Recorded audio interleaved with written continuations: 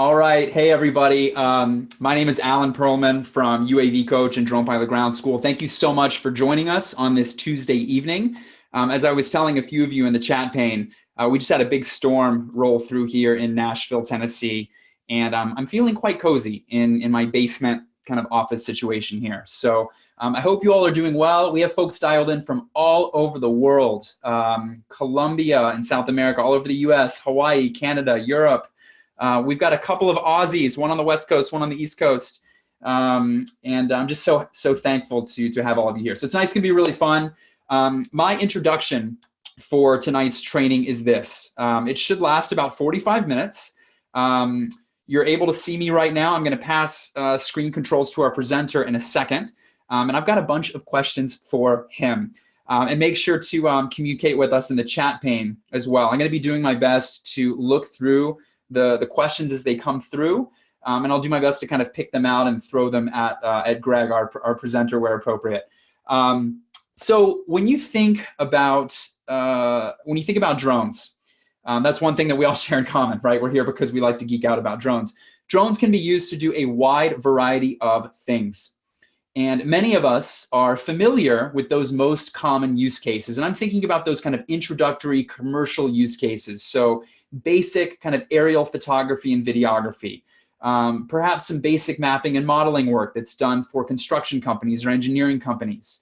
Thermography inspections. I could go on and on, right? There's a lot of different use cases for drones. It wasn't until I met Dr. Greg Crutsinger that I learned about vegetation mapping. I always knew that drones were used in agriculture for precision agriculture and increasing yield, and we'll geek out about that in a bit. But there's a lot more to it, and I don't want to steal Greg's thunder. So in lieu of kind of a formal introduction, I'm just going to jump right in here. Greg, make sure to turn your audio on if you haven't already. Can you hear me okay? Yeah, I'm here. Oh, nice, and we can see you as well. I just want to make sure, can people see Greg in the webinar software? Awesome, very cool. Greg, we didn't even talk about going on camera. So your beard looks nicely groomed. It looks like know, totally. Together for this webinar. I just got back from the field. Yeah, I called everybody. I called Greg earlier this morning to catch up, and I felt bad. I interrupted him. He was in the middle of a drone flying, lots and lots of drone flying. How did that go? Yeah, it was good. It was good. Beautiful day in California here, and lots of flights, and everything went great.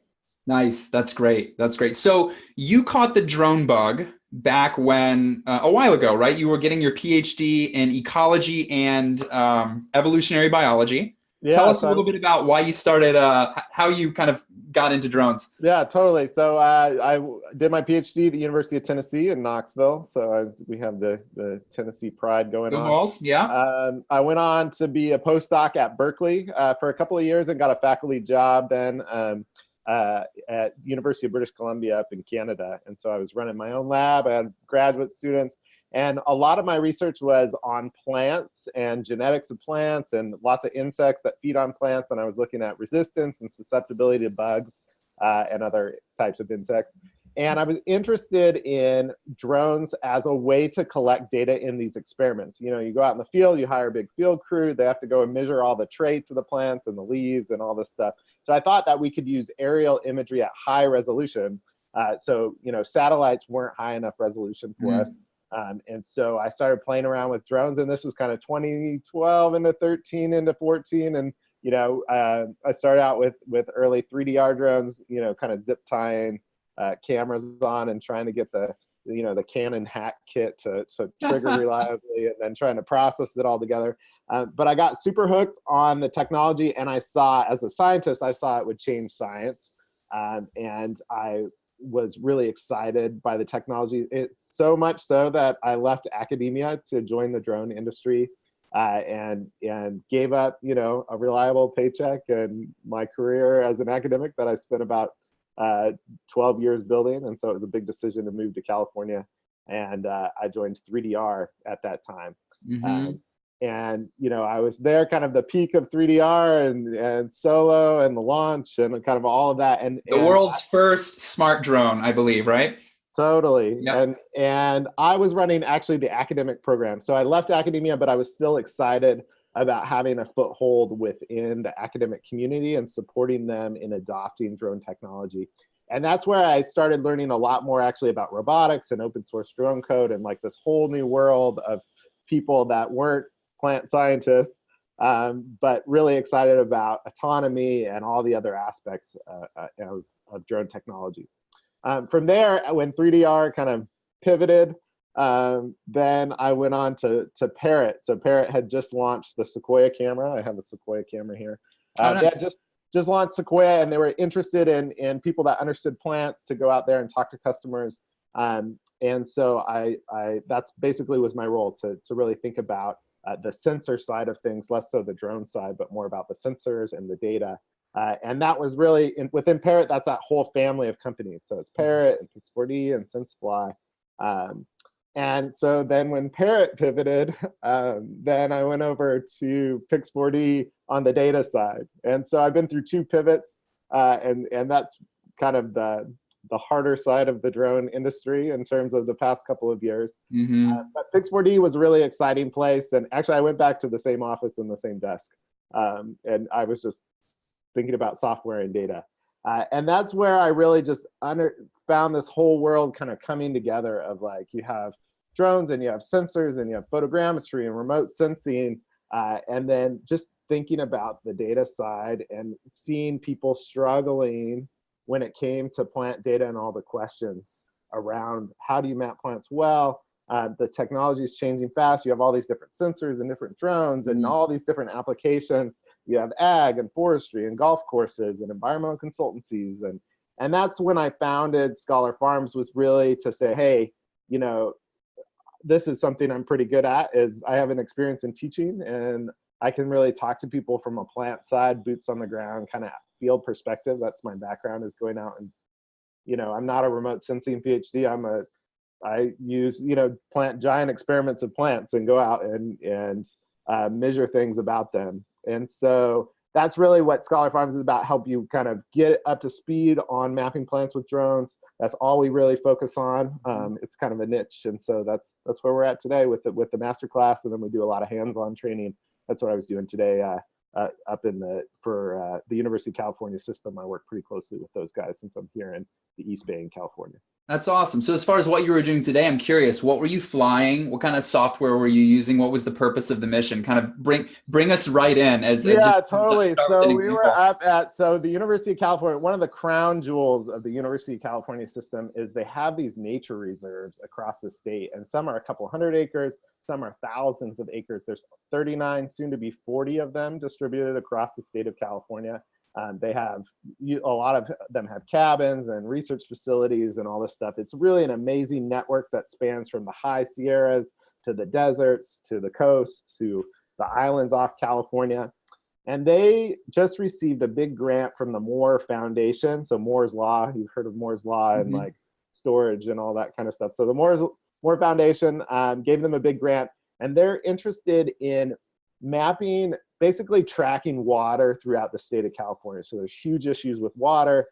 Right now, there's 120 million dead trees in the Sierras from the drought that's been happening. So it's a good time. If you want a stock tip, you can invest in chainsaw technology right now, or chainsaw stocks, because it's a pretty good time in the state of California to own a chainsaw. Little investment advice from Dr. Totally. Crutsinger, everybody. So what they want to do is they want to take satellite data, drone data, measurements on the ground of the plants themselves, and then track that to whole sensor networks of all the weather stations, all the abiotic factors, soil moisture, temperature, wetness, fog coming in, and they want to merge all these data sets together and try and interpret the data. And it's going to be an unbelievable challenge, but it's exciting to be a part of it. And my role is really to help consult on the drone side. What sensors, what technology, how would you best ground truth the drone data? That's really kind of where I'm consulting. But we got to fly a lot of drones. So we're flying everything from M100s with FLIR cameras with the XT, the FLIR, looking at temperature of plants. We were flying Red Edge, we were flying Sequoia for thinking about the multispectral side. A lot of RGB to think about, look, RGB is cheap and fast. What can we do cheap and fast?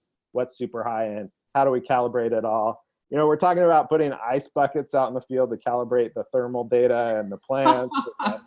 There's crazy techniques. It's crazy. So it's a lot of fun, but it's also fun to get out and fly on beautiful days. You know, it's a nice time of year. Yeah, absolutely. So I have like 101 questions for you, and I know you had some visuals that you have pulled up. So feel free to kind of share your screen and dive in. But if you don't mind, I want to start with the data because I think a lot of us have kind of a hard time understanding. And I mean, this is coming from you when we first spoke, right? Mapping a roof is a lot different than mapping something that's living. Yeah. And vegetation can be complex. There are lots of different types of vegetation growing in a wide variety of environments, right? I took environmental studies. I know a little bit about this stuff.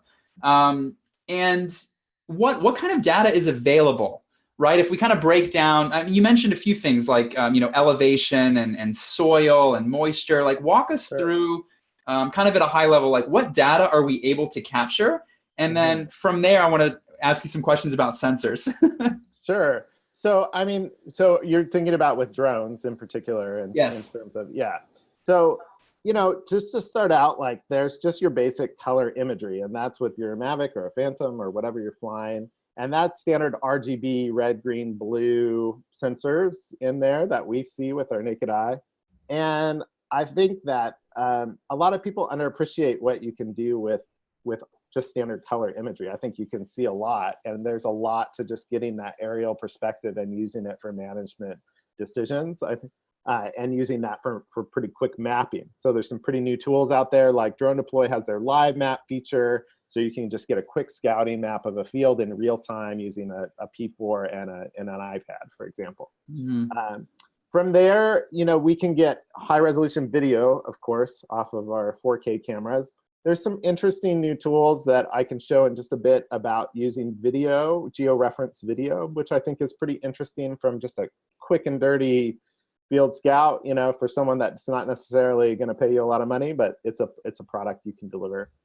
I really like, from a plant perspective, just 360 panoramics, because for me, it's kind of like a Google Street View above somebody's field. And you can, and it's intuitive. They're used to dragging around on Google Street View or whatever and seeing these panoramics. But again, underappreciated in terms of, look, here's a product, but it takes me 5 minutes to collect. But for you, it's just an intuitive way to get situational awareness above your field or your forest or whatever you're trying to manage. From there, we can then get to more complicated data products. And that's really where like a multispectral camera comes into play. And all of these cameras are really doing is that we see visible light, which is just red, green, and blue. But plants don't see that. Plants primarily are absorbing red light. And then they also reflect a lot of near infrared. And so they're doing kind of different things. And so I think of it more like, okay, I'm trying to measure reflectance of light off of a plant. It's similar to me trying to measure somebody's temperature, right? If I'm like, okay, that's thermal data, but in general, we're trying to measure how plants are interacting with light. There's a whole science of remote sensing behind it. But for the most part, we care about red light that plants are absorbing, exciting chlorophyll, and we care about near infrared, which is bouncing off of the plants. They reflect like 90% of the near infrared band. And other things don't do that. Rocks don't do that. Snow doesn't do that. And so that's where people were really interested in the differences between how much light plants are absorbing and how much they can reflect. And they started looking at those in satellites, imaging the Earth in the 70s. That was NASA going into thinking about taking ratios of different light bands to say, oh, how much carbon's in the Amazon, or how much, how's this drought going to affect corn prices in, all of Iowa, so thinking about those different data layers.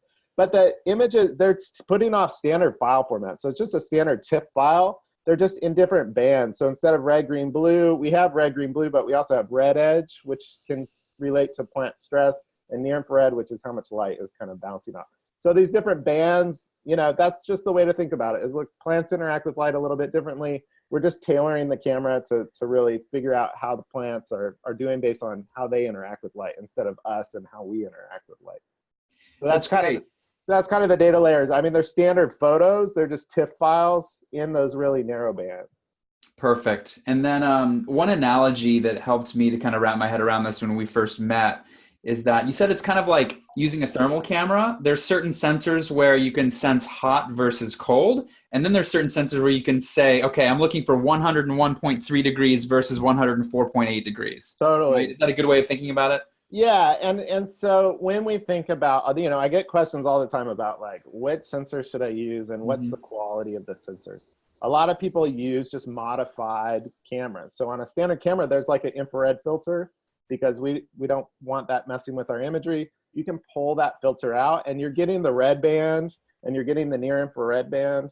But you have to understand that those sensors, those red, green, blue sensors are really made for making pretty pictures. And when we're trying to measure a plant, we don't care about pretty pictures. We care about how much light is hitting those different sensors and accurately measuring that light.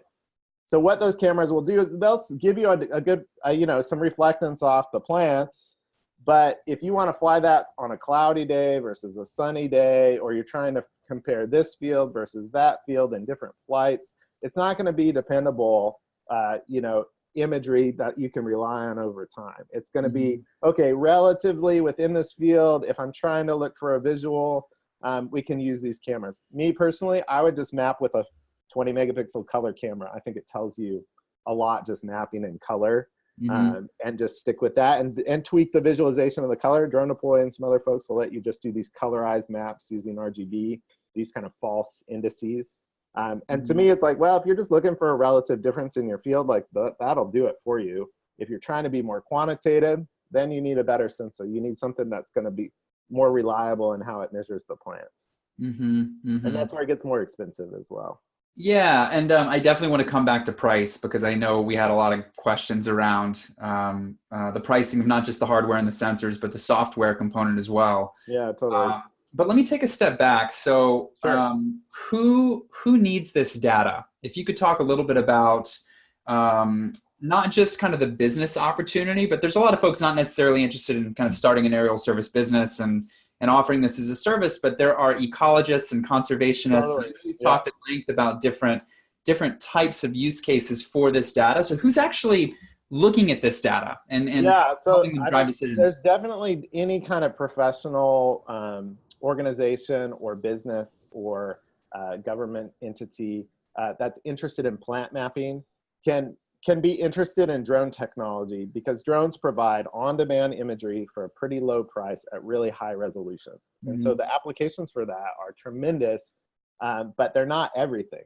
At some point it's cheaper to hire a Cessna or use a satellite. If you want like all of the row crops in Kansas, like you should just use a satellite because like that's what it's there for, But if you want super high resolution data for your test plots and you want that over the next week because you just added some fertilizer, that's where those data come in. And so I tend to think about the data layers of drones a little bit practically.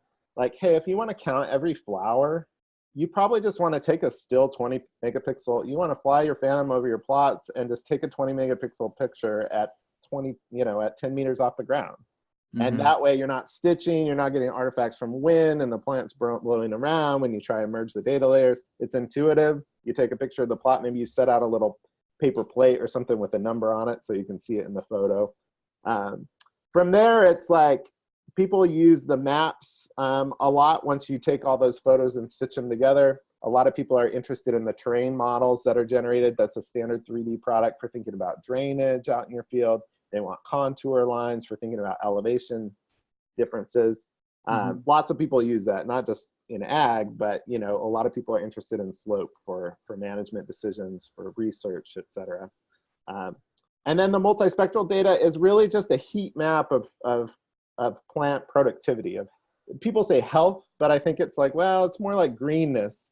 And green could be good or it could be bad in different shades, but like health it's more like me saying, okay, you got 100 degrees, like either maybe you're healthy and you just went to the gym and had a workout, or maybe you're on the verge of a cold, or maybe you're going to die of the plague. So like health is kind of a relative term. It's more saying, hey, we can measure greenness and productivity, and then we need to interpret that into how many grapes there are, or how much corn there is.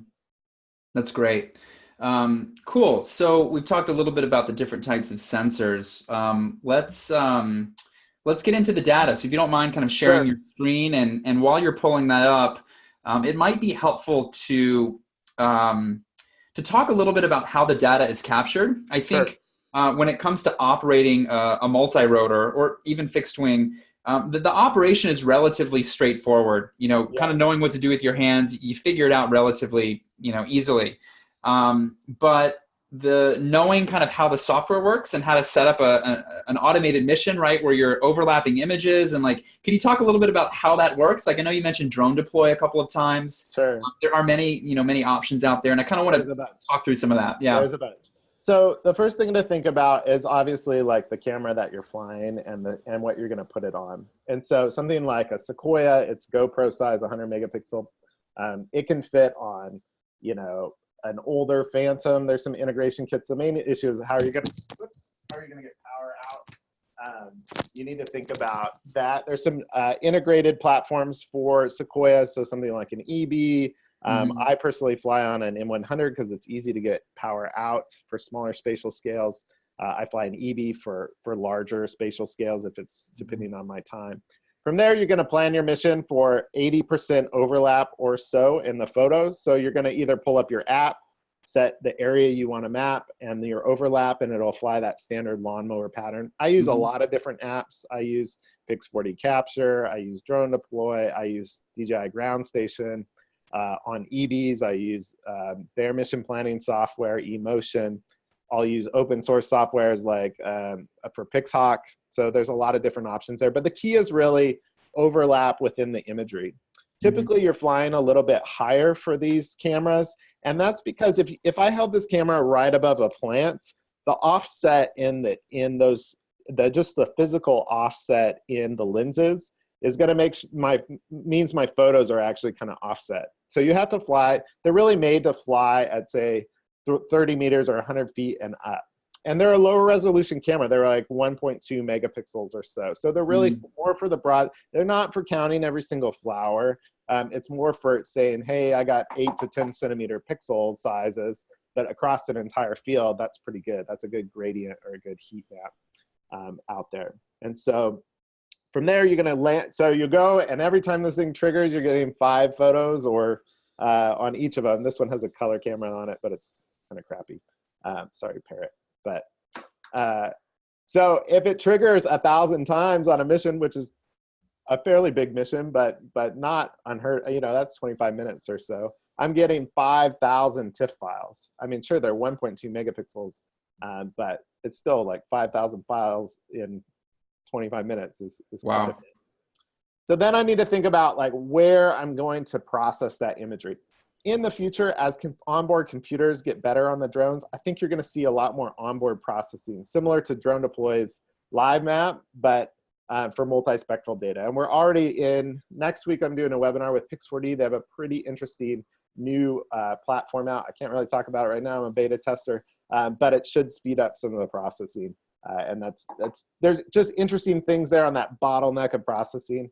But Pix4D is one of the standard options for processing multispectral data. In particular, these sensors come with a light sensor. So this sensor is pointing straight up, and it's collecting how much sunlight is beaming down in those specific light bands. And you need to correct, it's basically like color correction, but you need to have those data tagged on each photo. So if it is a cloudy day or a sunny day, you can correct your maps and how much light is bouncing off the plants by how much total sunlight is coming down. Those corrections and that calibration, super important, because a sunny day, you get a lot of reflectance, a cloudy day less. You don't want a super bright map one day and a less bright map the next day and say, oh, your field's totally unhealthy, when it's really like, oh, there was a big cloud that came over and screwed up my map. So thinking about calibration and thinking about those kind of things are more important when you're really trying to be quantitative about what you're measuring. So once those things are processed, once those reflectance maps are processed, then we can create lots of different data products. And then it's really an art. It's all about visualizing it and pulling the plants away from the soil. I mean, it's similar to when you go into Photoshop and you're trying to touch up a picture. You're not changing the absolute values. You're just trying to make it more visible and the analysis more readily available. So if you're providing that to someone, it's intuitive. You're not having like the giant tree. You try and cut out the giant tree from the corn because it's going to skew things, or you try and pull the weeds out because that's what you're really interested in. And so it's really just tweaking that visualization. That's what I can show you. Cool. Yeah, let's dive in. Show us your data. Sounds good. Yeah. So I'm going to just show you some basic data products. All these data products end up being standard file formats, like a GeoTIFF that could be exported to QGIS or ArcGIS or other software. I won't get into that. I'll just get into a little bit into the visualization. Okay. I'll share my desktop, which should see us. And then I'm going to pull up, let's start with, I'm going to pull up an interesting software that's my new favorite software of the week, if that's all right. Can you see this, Alan? Yeah. Survey? Survey misspelled. Yeah. SURVAE. So what I really like about this software is that you get a free month with it. And so anybody can totally try it out. And it's super intuitive way to start and thinking about just color data with the Mavic or the Phantom that you already have. And so what you'll see here is you can see this list of flights that I flew. And I'm going to zoom in here on the map. So I was just here. This is data I took just yesterday. You can see a flight that I did here at the Blue Oak Ranch, one of the UC reserves. Actually, you can see 2 flights. If I hover over them, you can see the video. When I click on it, though, let me click on it, and I'll show you what I really like about it. Survey, you use the Lychee app, and what you do is you just fly, and then you're going to export the flight log from the Lychee app. So you do have to plug it into your laptop and pull the flight log off your phone. But then you just drag that flight log and the video into this software. And what I think is super interesting about it is when I click play, off to the right, you can see that the flight log is synced with the timestamp on the video. And do you see that moving off to the right there, Alan? I do, yep. What I think is interesting about this from, let's say, I notice some of the people that are in there are in the plant sciences. I can pause this.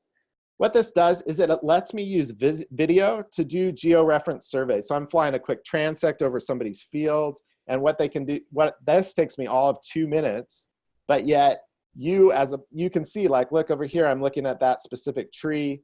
Eventually I should be able to drop a pin there if there's a problem. Maybe there's an invasive species, maybe there's an endangered owl, etc. This is more from a natural perspective. But then I can just let it play. But again, it took me like 2 minutes to collect these data. It's super powerful. It's really intuitive. And then I can go down here and I can either copy the video link and I can share it with a customer, or I can get the iframe data and I can embed it directly in somebody's website. And so this is great for government organizations or universities or things that you're like, look, video is super cheap, but here's a way that I can make it more quantitative. You know, you can even do things like, hey, I'm going to do a screen capture here and export the data and drop a grid over it, and I'll count every, percent cover of invasive weeds, for example. When I go out in the field as an ecologist, I'm taking PVC pipe in a square and dropping it down and counting every squares. This is something that I can do. I'm stretching my meter tape. This is essentially doing that, only it takes me 2 minutes and I don't have to get poison oak. Or bit by a rattlesnake. We saw this crazy rattlesnake that would like walk and slid right by us. So, oh man. So I think this is a great software, and it's like $75 a month if you do end up paying for it. So it's not crazy, but I think like, hey, this is a great use and a great tool to use today. And you can just say, hey, you don't know what drones can do for you. Let me show you at least a visualization of your field. The other interesting thing is this will take any kind of video that's georeferenced. So they can use GoPro Hero 5 or 6. So cool. Yep. You could totally take still photos and embed it in here, and they'll show up as pins. You can take 360 panos and put it in here. You could use a Garmin 360 camera and run something through the understory so that you're looking underneath the plants and syncing it with above. And so, hey, it's not mapping, but guess what? Sometimes you don't need to map. Sometimes it's just these quick, rapid veg surveys that people are looking for. And it may save you an incredible amount of time, or at least even if it saves you 20% of your time, that's pretty valuable. So that's survey. I really like it. There's lots of aspects of it. They have really great, here's an example of strawberries that I did. So again, if I'm trying to scout my fields, I just fly fairly quickly and I can pause it. And eventually they tell me they're gonna be able to add annotations. I could drop a pin in there. But I could also take pictures with my phone. I'm out walking the fields. Oh, here's a problem spot. Take a picture, and I can embed that as a data point. And that way, someone's looking at the overview of the video and high-resolution pictures on the ground. That's pretty useful. And you can embed this so easily because every image we capture is geotagged from our phones, from the drone. That's right. And all you have to do is click this little upload file button, and you just drag your video. And that, as long as you kind of got to play around with the flight logs and make sure that you're starting and stopping the video. Otherwise, you get a lot of video while you're taking off and landing. So you want to fly up first and then press play. That's a little trick. But time your transects appropriately, but then just plug in your phone, upload the video, you're good to go. So. And these aren't complicated flights, right? I mean, you're just, correct me if I'm wrong, these look like straight down. Yeah, totally. I just fly a transect of someone's field. And this is essentially, to me, the reason I do that is it's the same as stretching my reel of tape out and going out and sampling. Here I could sample every other second, for example, and that's the same as me walking every 10 meters, throwing my square down and counting things. And that's what people do.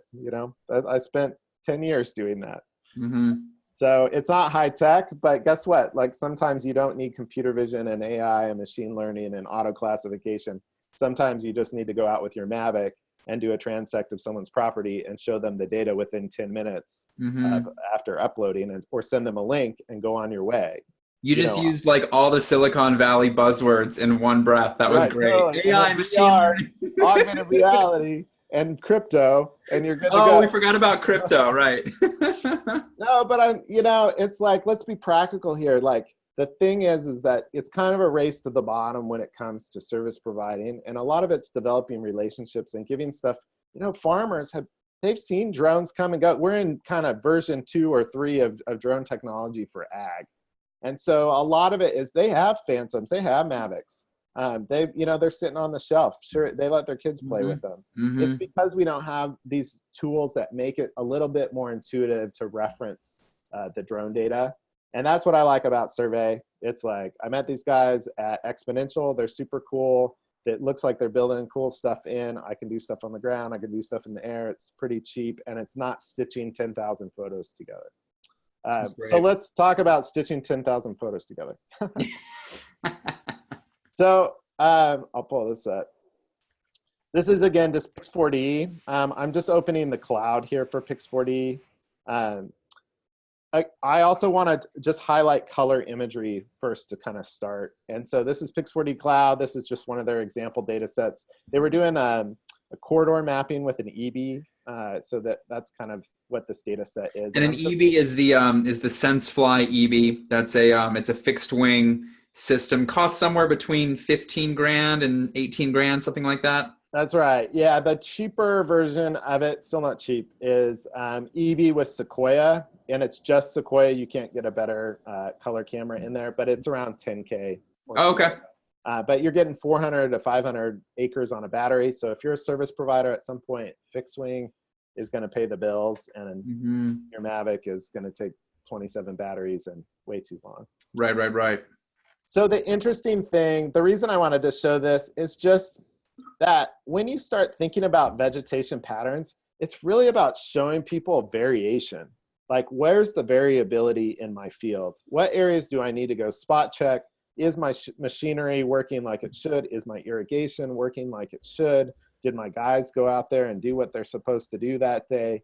And so when you start thinking about plants, like, I don't need to know what crop this is to know, look, there's variability here and here and here.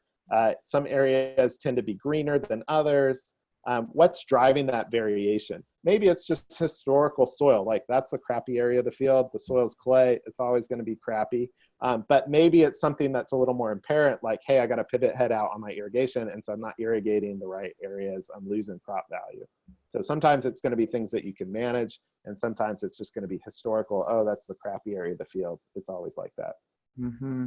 But thinking about it in color first, before you get fancy, I think is a good way to go about doing it. And that's something, again, you can do with a Phantom and start out and say, okay, I'm going to map a field. I'm going to look for some variation, and I'm going to try and point that variation out to say, okay, look over here. Is that a troubled spot? Is that an area that you might need to go pay for a lab sample, which is pretty expensive? If I was to sample tissues or in soil throughout this field, maybe I would sample it differently because I'm showing you the variability. I would sample this spot and this spot and this spot and plan it instead of sampling just randomly throughout an area. I can be more strategic. I can help you save some money by being a little bit more strategic about it. Now, the steps to capture something like what we're looking at right now, you mentioned that it was flown with the SenseFly EB. The SD card is pulled out of the EB when it lands, and then you put it into the computer and upload it to Pix4D. That's right. Yeah. So in this case, this was processed in the cloud. Yep. And so you would go to your cloud account and you would just upload the photos. You may want to process it. If you had ground control points, you could process those on your desktop and then upload it to the cloud. Predominantly, I'm processing on the desktop because I'm usually in pretty rural areas and with really crappy internet, and uploading 1,000 photos from the hotel or whatever is just, it's not going to happen. And so typically I do that desktop processing. That's kind of, but something that's color, you could process in Drone Deploy. You can process in a lot of different engines. I happen to use Pix4D, but I work for Pix4D and I know it. It just kind of depends on what your preferences are. A lot of surveyors use Pix4D, but Drone Deploy is pretty easy to use, and lots of people use that for free. So, So then let's talk about multispectral, because that's kind of where a lot of the confusion comes in. Oh, baby. So let me go ahead and turn this off. Right. So this is a wheat field test plot up at University of California in Davis. And this was flown by one of the graduate students that's up there. She kindly provided, this is one of the data sets available in the class. And so they have these different fields and these different test plots, and it looks pink right now because I'm looking at color and infrared. So it just colorizes the infrared.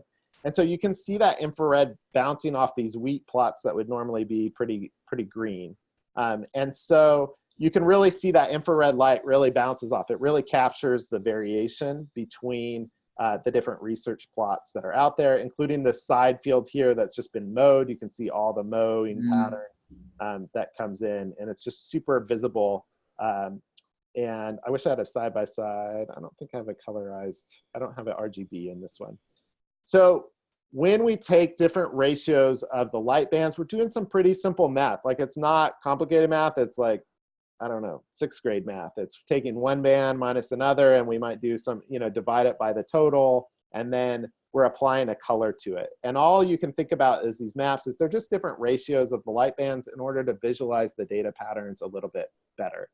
And we can export it then, and every pixel has that ratio value assigned to it. Just like a heat map. If you had exported a heat map, you would know that every pixel is a temperature value. That's pretty similar to kind of what we're thinking about here. The most common one is NDVI. That's what most people think of. That's just a ratio between red and near infrared. Let me play around. Let me go to this classic kind of RGB pattern, or red to green pattern. This is usually what people are thinking. So what I want you to first notice is that, like, whoa, that just pulled out. That was pink. Now it's like bright green. And typically, that's the way that you can think about this is greener. In this case, is a higher NDVI. You can see it here, this little ratio. NDVI goes from like -1 to 1. Most plants go from 0 to 1. If you're below 0, something's wrong with your ratio, or you're not a plant.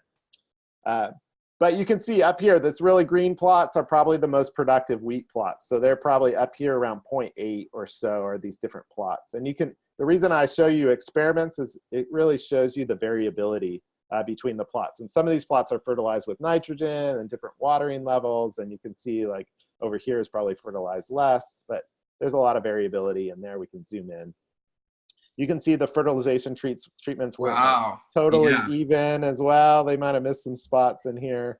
There's a little drift over here. So what's interesting here is now we want to play around with the visualization. Look at all the soil and everything behind it. Like, that actually doesn't look really great, but we can drop that out. So now I undid my minimum. And so anything below my minimum on the slider now will just drop out. And what I'm just trying to do is just clean up everything that's below the plants in terms, so that I'm not visualizing that as much.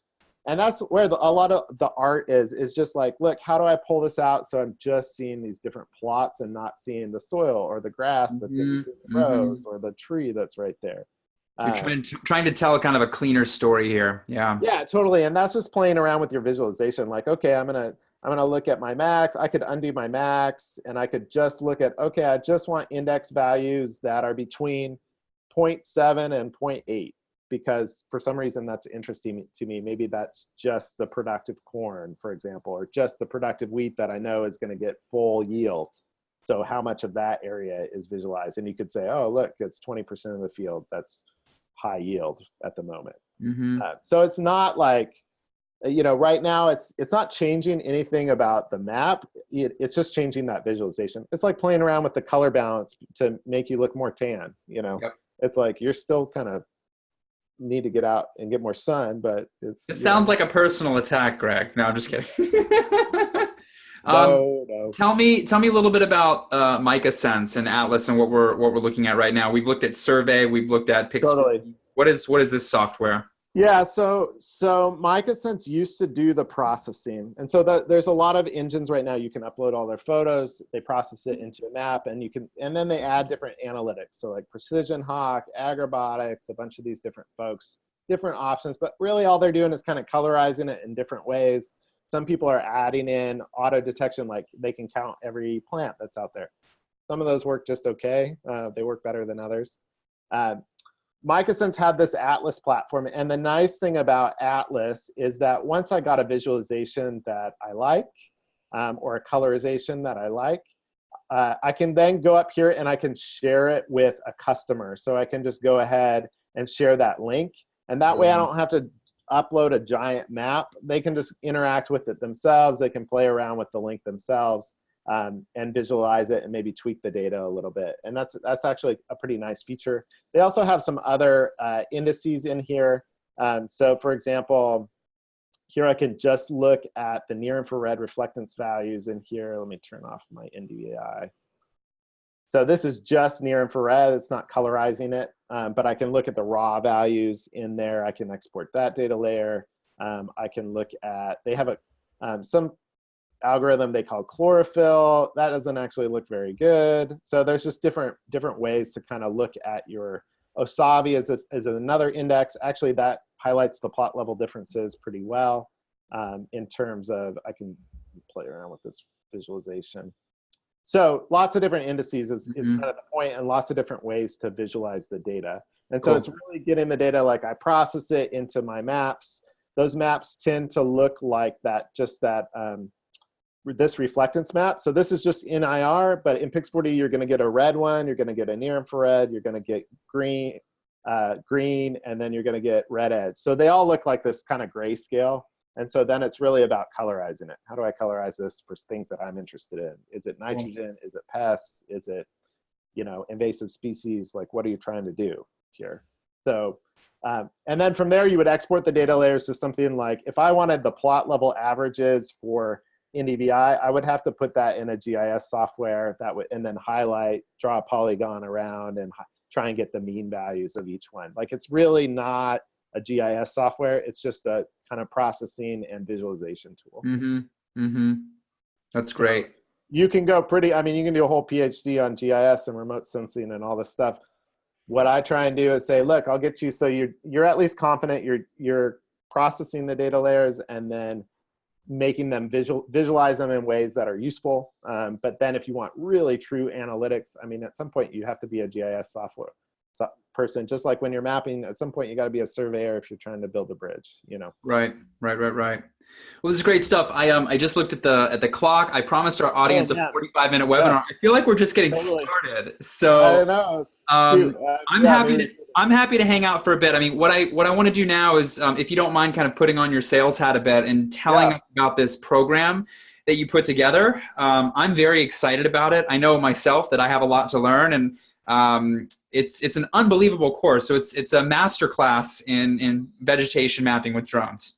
Yeah, basically, I kind of built it like if I was teaching a college class or just an introductory upper division high school college class, a broad class on plant mapping with drones. I'll go ahead and share my screen again really quickly. So I call it Phytomappers Pro. Let's see, I pulled it up here on the screen. Maybe you can see it. And what I've done is I'm walking you through like, hey, if you're interested in mapping plants with drones, let me walk you through the basic foundations of like, how do plants see light and interact with light? So that's the first section. It's about 11 lectures or so. There's about 100 lectures total. But I built the class so you can jump around. Like if you know about photosynthesis, you don't have to take the photosynthesis section, but some folks may not know, they don't know anything about plants and they want to get into it and they want to start add it to their service providing.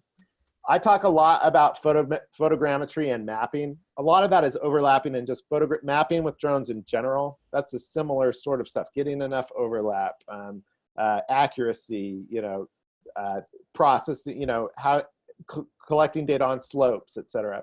Then I go into mission planning, getting, some of the common mission planning. I go into different drones for Sequoia in particular, but also for Red Edge.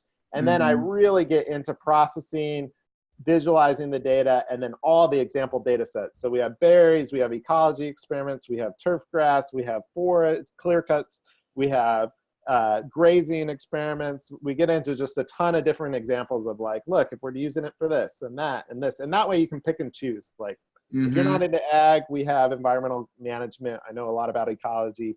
If you're into forestry, we have some of that. Just really, it's a basic deep dive into plant mapping to get you started and get you generating data. And so this is awesome. And I see turf grass here. Would that be like for a golf course? Yeah, for golf courses. Grass is like the easiest thing to map because it's like the same height. And if it's like bright green, it's pretty good, and if it's brown, then that's bad. And so it's one of those easier things to visualize. And there's good relationships with how green the grass is and how much nitrogen it needs or pests and things. So a lot of money in keeping golf courses green. Okay. I was going to ask because one of our training attendees here wrote, what specifically can I offer to a golf course? How can I help them with fertilizing disease, areas needing hydration, etc.? Yeah. I mean, so it really comes down to starting to develop the relationships with people, because I've talked to golf courses and the guys, guess what? The turf grass guys, they're like, I don't want to drone. I like driving around my golf cart. For sure. Yeah. The plants. Why would I want to not do that? That's like the fun part of managing grass on golf courses is driving around. So it's really about saying, okay, look, I can get you color data and I can get you a better visualization of plant health, probably. Depending on the species, but you're really going to have to work with local partners to start dialing in. I'm starting to work a lot more with vineyards in California. The value is probably going to be in high value things like specialty crops, less so all of the corn in Iowa, because it's just huge areas and your time and the cost and the value that you can provide is just not quite there yet. So I think berries, vineyards, almonds, small scale test plots if you're working with the R&D teams for seed growers, trying to say, okay, where was high resolution data going to provide the most bang for the buck? That's what you should go after. In California, cannabis industry is taking off. Still a little bit early for the cannabis guys. If you talk to them, they're just.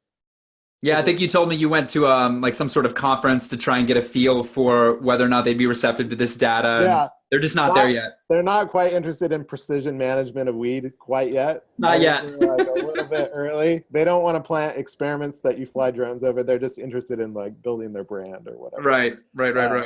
So it's a little early, but that's the kind of example of it is like, look, it really needs to provide value. If you can't do it for, or you need to have really cheap, fast data products that you're charging $100 for, $150 for, but it's fast. You're like, I'll get you a pano and a video transect, but like, I'm not going to go spend 2 days out there for $150, and we're still within just like drone service providing in general, there's such a huge range in what people are charging. Some people charge by the acre, some people charge by the hour, some people do a combination for different data products. So it's really what's your time worth.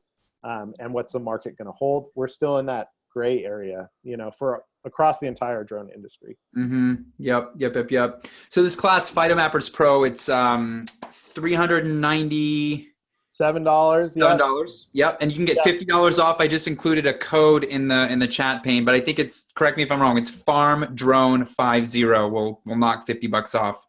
Let's see. Yeah, Farm Drone 50, and that's 50. only good for a month or so. So we just launched this course. This is the only discount we've ever provided on it, and because it really is 10 hours of content that you can mix and match all the example data sets. We give you raw data. Most of it, you don't need the drone necessarily. You can use the free trials of most of the software to get those data products. We have a lot of links and stuff so you can visualize it yourself. It's really like my heart and soul as a PhD and a drone person, and going through 3 drone companies and crashing a lot of drones and looking at a lot of crappy data and helping customers has all poured into this course in terms of just like, okay guys, like this is everything I know, and then as I learn new stuff, I'm building it. So on Thursday, I'm flying down to Slant Range. They have their own sensor, their own workflow, and I'm getting text from my father-in-law,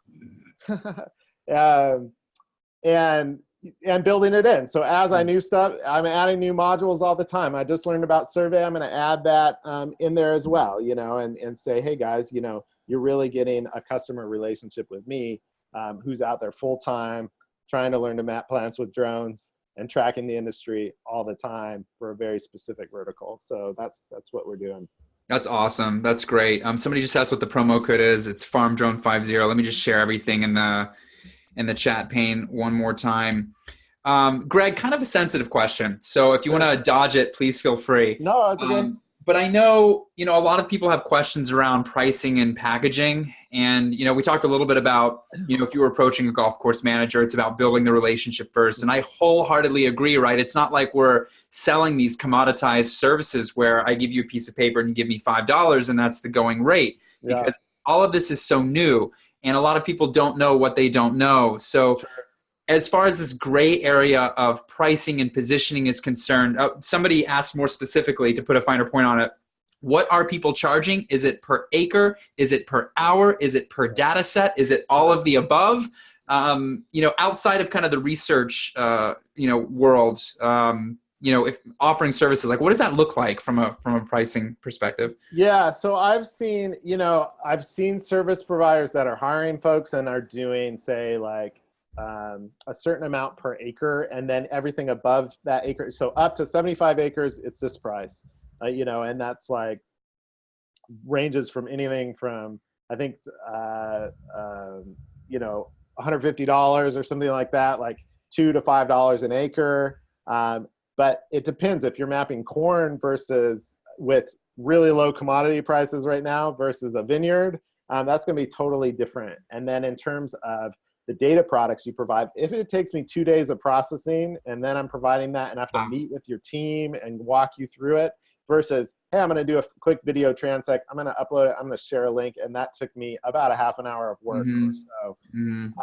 So if it were me, I would come up with a menu of data products combined with my time. And I know what my time is worth on a per hour basis. But if I get on the field and the drone's not working, the app keeps crashing and whatnot, I'm not going to charge you extra for that time because, you know, it's really on, hey, here's the job. I'm going to bid on the job with a combination of what I think my time is worth and then what your expectations are of those data products, and hope that I can deliver that at value.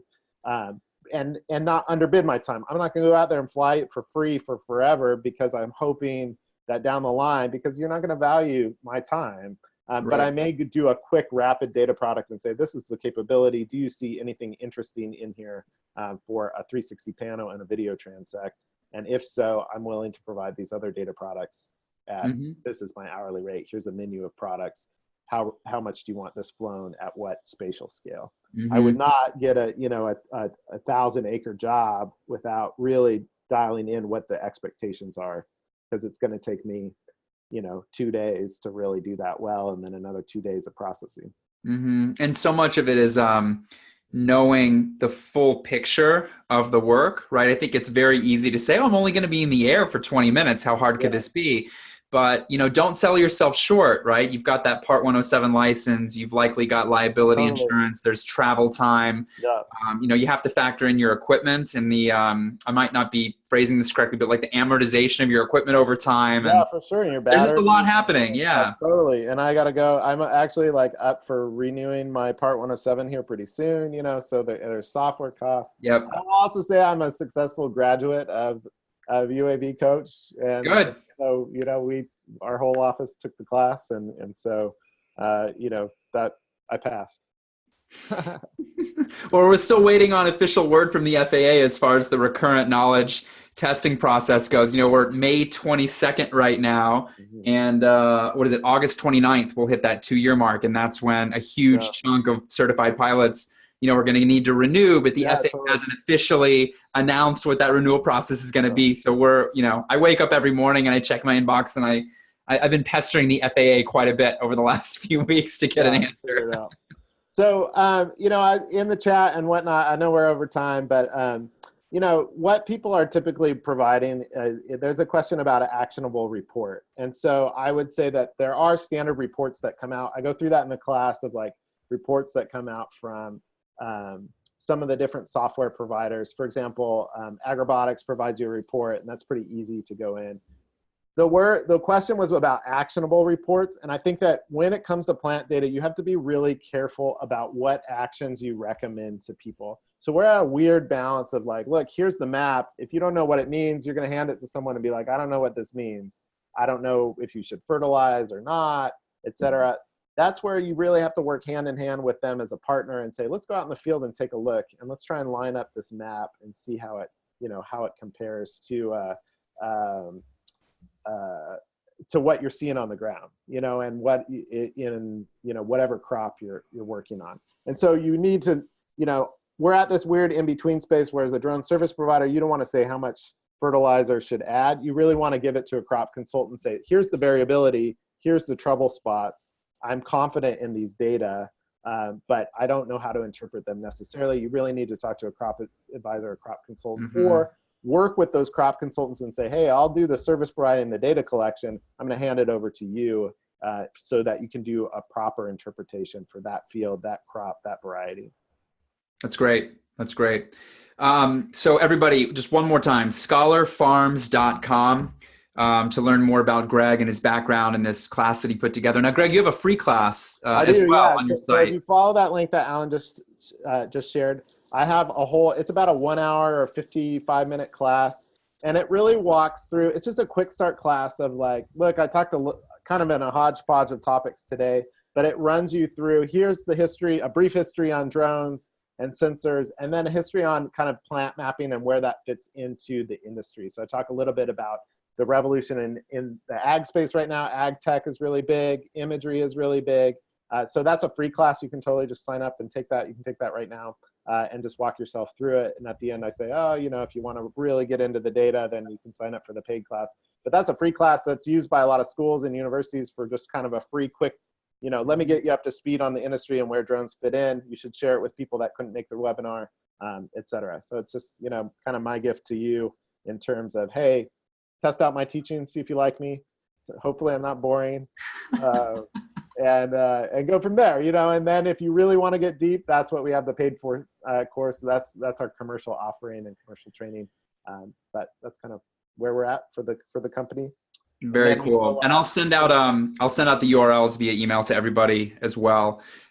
Folks, knowledge is power, right? I mean, we covered a lot in a very short amount of time, and there were acronyms used. We went over a lot of different types of software. And I know we didn't have time to like really break down kind of the ABCs of everything. I wanted to jump right in and kind of bring you into Greg's world a little bit. But you can see how important it is to like really sit down and study. Like flying a drone is really fun, but one of the sad realities of offering drone services is that very little of what you're doing is flying. I mean, there's a lot kind of happening before the mission and after the mission. And hopefully you got a little bit of a sense of what like really high-end professional operations can look like when it comes to vegetation mapping tonight. So Greg, thank you so much for thanks a lot. And I think let's pay attention to questions that people ask, and maybe we'll do it again on a real specific topic. We could go even deeper, and let's just go from there. Thanks for having me. I really appreciate it. Awesome. Very cool. And thank you everybody for joining us. I'll be sending out an email with a link to the recording sometime soon. All right. Have a great week, everyone. Thank you.